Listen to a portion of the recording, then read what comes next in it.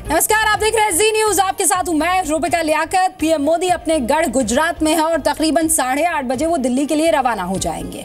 आज पीएम ने गुजरात से फिट इंडिया का फॉर्मूला बताया। हम आपको उस फॉर्मूले के बारे में बताएंगे, लेकिन उससे पहले बात जरा पीएम मोदी और गुजरात के रिश्तों की कर लेते हैं।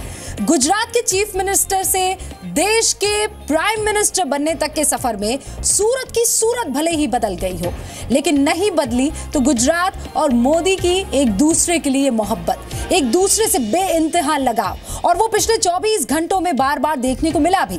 कभी पब्लिक की तरफ से, जनता की तरफ से, तो कभी पीएम की तरफ से। और ऐसी ही एक दिल छूने वाली तस्वीर तब दिखी जब पीएम ने 4 साल की एक बच्ची से मिलने के लिए अपना काफिला रुकवा दिया।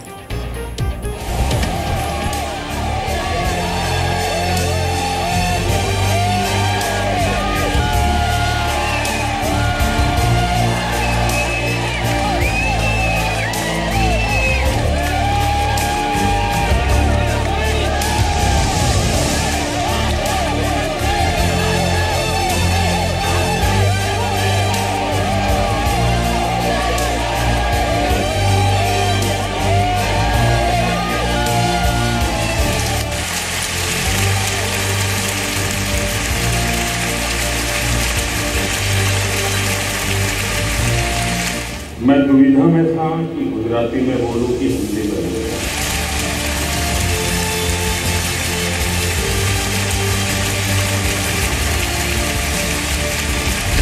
ये परिवार भाव है जिन्होंने कभी न कभी मेरी चिंता की है। हर किसी की नजर में मैं प्रधानमंत्री बन गया, लेकिन एक अगर कोई अपवाद है तो मेरा सूरत है।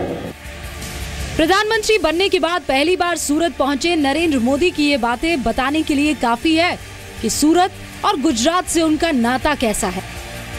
आमतौर पर अपने भाषण की शुरुआत भाइयों, बहनों या मित्रों से करने वाले पीएम ने आज परिवारजनों का इस्तेमाल किया। मंच पर विराजमान सभी साथी और विशाल संख्या में पधारे हुए मेरे सभी परिवारजन, हर किसी की नजर में मैं प्रधानमंत्री बन गया, लेकिन एक अगर कोई अपवाद है तो मेरा सूरत है। जब भी मैं हूं वही प्यार, वही अपनापन, प्रधानमंत्री वाला कोई टैग कहीं नजर नहीं आता है। ये परिवार भाव है जिन्होंने कभी न कभी मेरी चिंता की है। जीवन का इससे बड़ा कोई सौभाग्य नहीं होता। पद से इंसान बड़ा नहीं होता है। 2 दिनों के गुजरात दौरे के दूसरे दिन सूरत के एक मल्टी स्पेशलिटी हॉस्पिटल का उद्घाटन करने के बाद पीएम आज गुजरात के रंग में दिखे। पीएम ने कहा, दुनिया के लिए मैं जरूर प्रधानमंत्री बन गया, लेकिन सूरत वालों के लिए आज भी मैं वही मोदी हूं जो गुजरात में रहते हुए था। आज सुबह भी मुझे जो नाश्ता आया, एक परिवार ने पुराने हुए, वो अपने सौराष्ट्र में जो मोटी भाकरी बनाते हैं ना, उनको याद था। सुबह सुबह भेजी, जिन्होंने कभी न कभी मेरी चिंता की है, वो उसी प्यार से मेरी चिंता में लगे हुए। पीएम की ये बातें सिर्फ सुनने के लिए नहीं थी, बल्कि उस वक्त उन्होंने इस बात को साबित भी कर दिया जब सुबह हॉस्पिटल के उद्घाटन के लिए जाते वक्त सूरत के वेड रोड पर 4 साल की एक बच्ची पीएम को देखकर सड़क पर आ गई। बच्ची को देखकर पीएम मोदी ने अपना काफिला रोक दिया, लेकिन एसपीजी कमांडोज ने बच्ची को पीएम के पास आने से रोक दिया।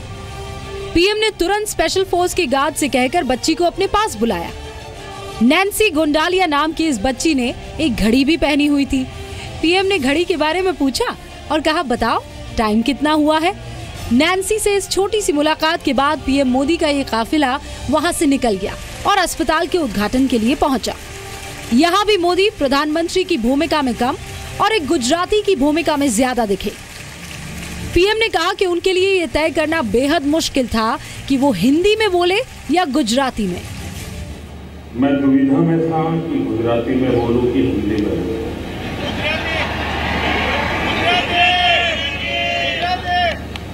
लेकिन बाद में मेरे मन में विचार आया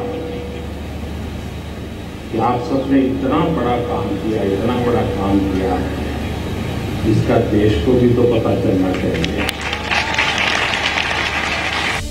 पीएम मोदी ने जिस मल्टी स्पेशलिटी हॉस्पिटल का उद्घाटन किया, उसका निर्माण पाटीदार समाज के एक ट्रस्ट ने करवाया है। इसकी लागत 400 करोड़ रुपए है। 2013 में विजयादशमी के दिन उस समय सीएम रहते हुए नरेंद्र मोदी ने इसका शिलान्यास किया था, जो अब 3.5 साल में बनकर तैयार हो गया है।